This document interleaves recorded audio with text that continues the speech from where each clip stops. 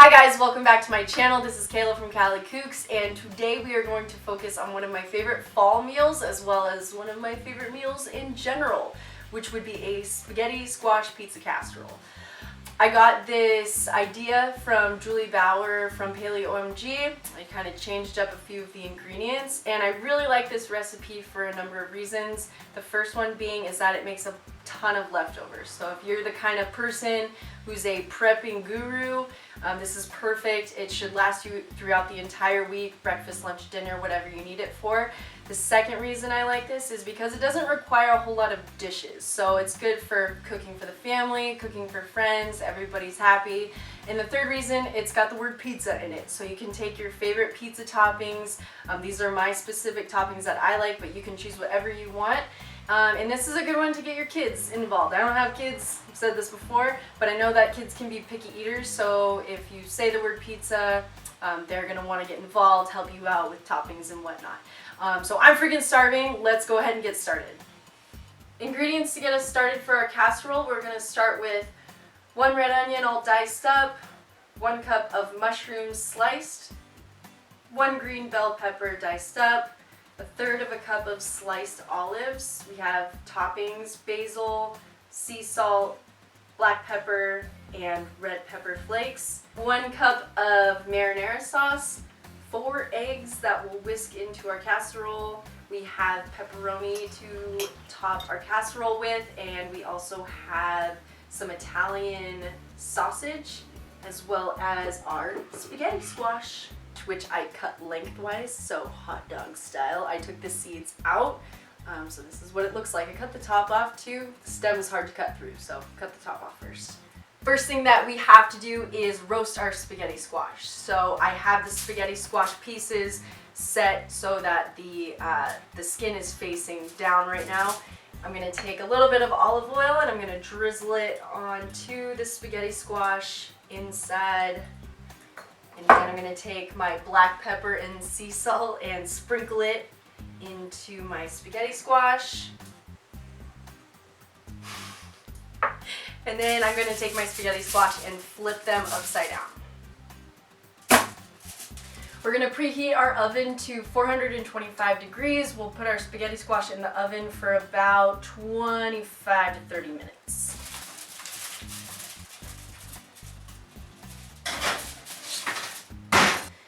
Next, what we're going to do is we're going to take our red onion, we're going to cook it on the stovetop in a skillet, cast iron skillet.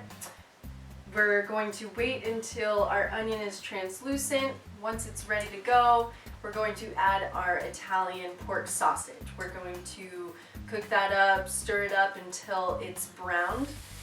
And once that's all browned, ready to go, we'll add our bell pepper and our mushrooms. So that should take another 5 minutes to cook through, but once everything is kind of cooked, the mushrooms are soft and moist, we're going to add our marinara sauce. So our 1 cup of marinara sauce is going into the skillet.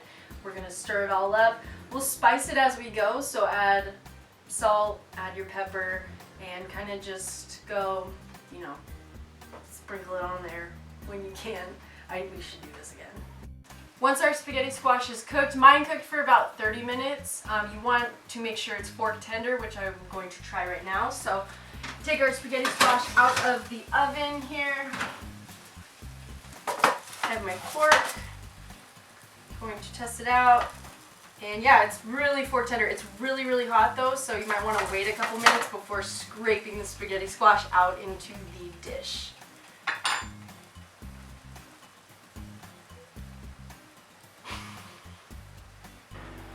I need transitional words, that's what my problem is. Spaghetti squash is really, really hot, but I'm going to use my little mitt here to protect my hand. So going to scrape it off of the cookie sheet, and I'm kind of just going to hold it up into the casserole dish that we're going to use, and just use a fork and just start scraping it all out. Spaghetti squash is a low-carb squash alternative. You can use it for spaghetti noodles, you can use it for, like what we're doing today, casseroles. You can just roast it and have it by itself. The breakdown of the macros: per 1 cup we have 1/2 gram of fat, 7 grams of carbs, and 1/2 gram of protein. Once the spaghetti squash is all scraped out, we're going to whisk our eggs together, and then we will add our meat mixture and we'll just mix it all together, and then we will finally add all of our toppings together. And the reason that we add the eggs is so it holds the casserole together. You can add more if you want. I would add at least 3. I did 4 eggs, but you could do up to 6 eggs. Spaghetti squash is almost finished. We just need to put our toppings on. So I have my favorite toppings here.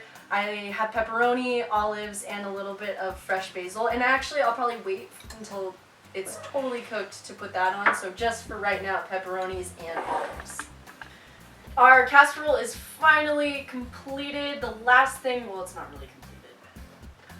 One more step for our casserole to be completed is we are going to turn the oven down from 425 to 400, and we're going to put our casserole back in the oven for about an hour. I would check it every 15 minutes just to make sure it's not burning and maybe turn it, but 1 hour should be perfect, all cooked through.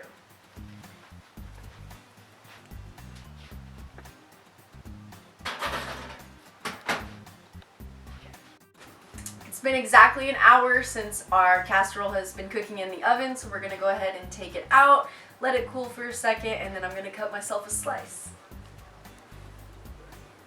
Oh man, it looks really good. It's just okay, 1, 2, 3.